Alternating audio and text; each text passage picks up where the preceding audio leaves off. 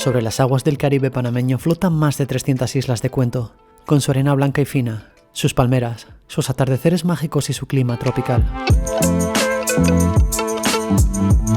Este archipiélago es parte de la comarca Gunayala, el primer pueblo indígena que adquirió derechos sobre su territorio en Panamá. Y aunque a ojos de cualquiera puede parecer que son dueños de un paraíso en la tierra, los residuos y la crisis climática lo están amenazando.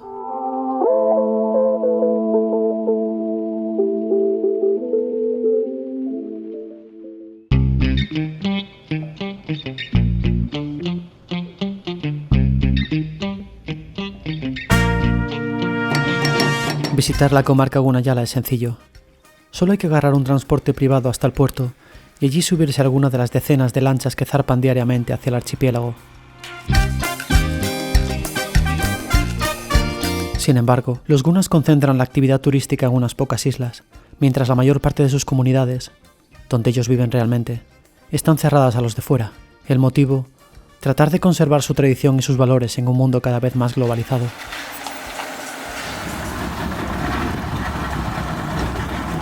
Tras un largo trabajo de producción y una pizca de suerte, damos con un grupo de gunas que van a hacer un proyecto en Digir, una de estas comunidades, y nos invitan a acompañarlos.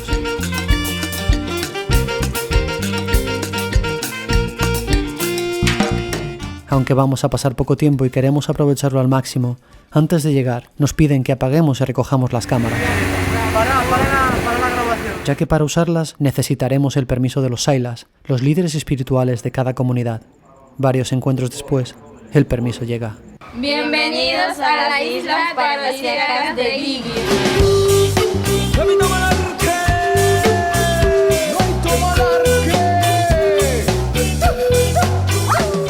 La isla Digir, Tigre en castellano, es una de las 49 comunidades habitadas de este archipiélago panameño. Es imposible caminar por ella sin llamar la atención, ya que somos los únicos guaguas, es decir, que no pertenecemos a la etnia, de las casi 1000 personas que viven allí. En un primer paseo sorprende la cantidad de gente, y sobre todo, de niños, que conviven en un espacio no demasiado grande. Otro día amanecí con ganas de vivir, pero veo a mi mamá y creo que algo va a decir. Siempre se preocupa por mí y quiere que yo cambie mi forma de vivir. Todos los edificios son sencillos y diáfanos, fundamental para poder albergar a esas familias tan numerosas. Por lo que nos comentan, aquí la situación todavía no es crítica, pero algunas comunidades vecinas ya están planeando trasladarse a tierra firme por las continuas inundaciones que está provocando la subida del nivel del mar a consecuencia del cambio climático. Entonces, cuando yo era chiquito, yo no recuerdo haber visto, en el mes de diciembre llegar hasta la calle principal, lo que son mareas. Y entonces, a mi edad que tengo 40 años, yo he visto que la marea, y entonces yo veo que el cambio climático nos ha afectado bastante. El coral juega un papel muy importante. Uno, es el hábitat principal de la primera etapa de muchas especies. Igualmente sirve como protección de las costas. No deja que las tormentas lleguen con tanta fuerza a la costa. Todo también prevé las inundaciones, prevé la erosión costera.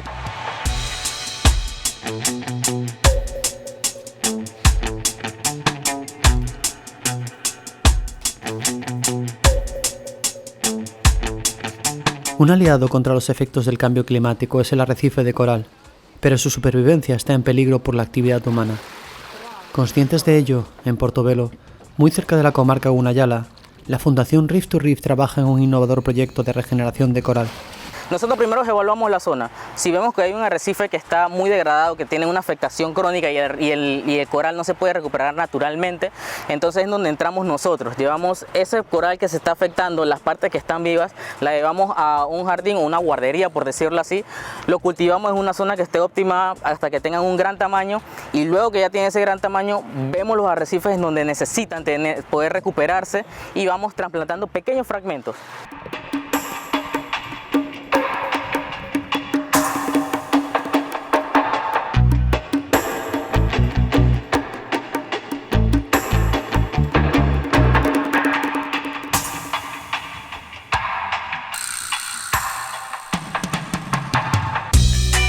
Detrás de este proyecto está también la figura de René Gómez, uno de los máximos responsables de la Escuela de Buceo Scuba Panamá, fundada por su padre hace más de 40 años.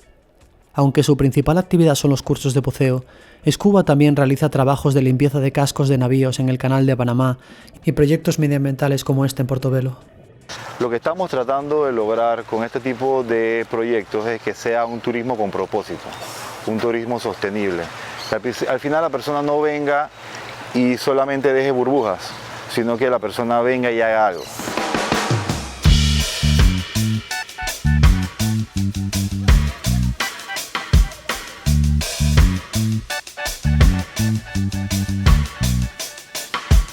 Además de tener uno de los fondos marinos más atractivos del país centroamericano, Portobelo es una localidad con gran interés turístico. Desde su fundación a finales del siglo XVI, fue uno de los puertos de referencia de los navegantes españoles hasta el XVIII.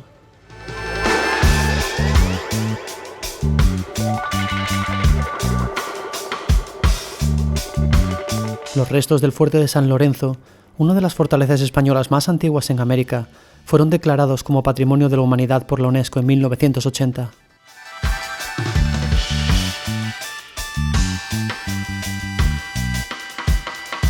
Bien, mis amigos, vamos a continuar con más informaciones. De vuelta a Gunayala, a la degradación del coral y sus consiguientes inundaciones, se le suma otro gran problema ecológico: la basura.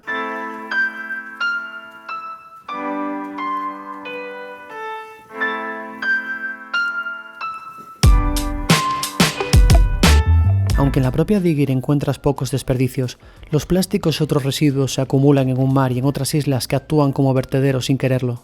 Los gunas son conscientes de esta realidad, pero en la mayoría de comunidades no cuentan con ningún sistema de recogida de basuras, aunque nos aseguran que hay esfuerzos en esta dirección. Anteriormente las tiendas se despachaban en bolsa de basura y entonces la Junta Local y a nivel comarcal lo hicieron también, ¿no? Un decreto que los mismos cliente tenía que traer su canasta. Para mejorar una comunidad, la educación es primero. Si hablamos de la educación, necesitamos talleres, seminarios, cosas eso, ¿no?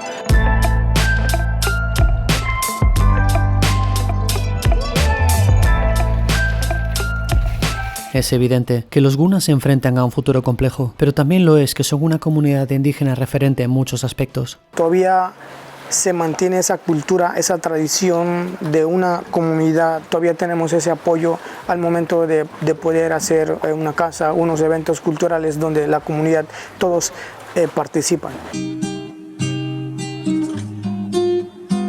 Si algo salta a la vista en cuanto pisas la comarca, es la llamativa indumentaria que llevan algunas mujeres gunas. La mola, esta forma de arte textil, está hecha a mano y podría tener más de un siglo y medio de antigüedad. Crear y vender piezas de mola es la principal fuente de ingresos de muchas familias. Para otras es, simplemente, una forma de vestir y de honrar su tradición.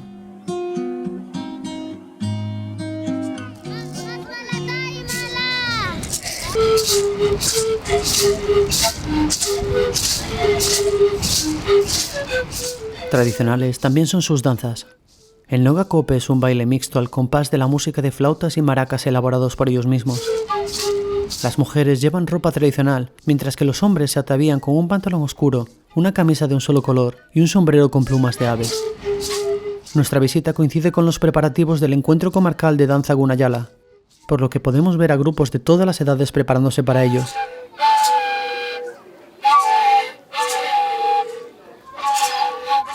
La maraca es también el instrumento principal del llamado canto del arrullo. Una forma de canto tradicional con el que las mujeres no solo tratan de dormir a los niños, sino que también utilizan para transmitir sabiduría, tradición, valores, respeto y orgullo sobre los conocimientos ancestrales de su pueblo. Desafortunadamente. Cuando yo tenía mis 3, 4 años, mi mamá cantaba a mis hermanitos y todas mis hermanas cantaban. Ya hace como 5 o 6 años atrás ya no se escucha eso. Llegó la hora de informático, ahora todo el mundo está metido en el celular.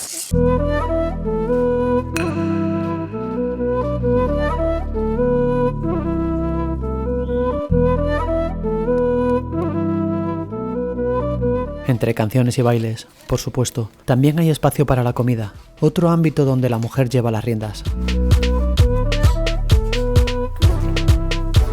Allá asistimos a la preparación del moe, una deliciosa crema de calabaza con pescado y coco rallado, una elaboración a fuego lento y que lleva bastante trabajo, pero que al degustarlo se justifican todos los esfuerzos.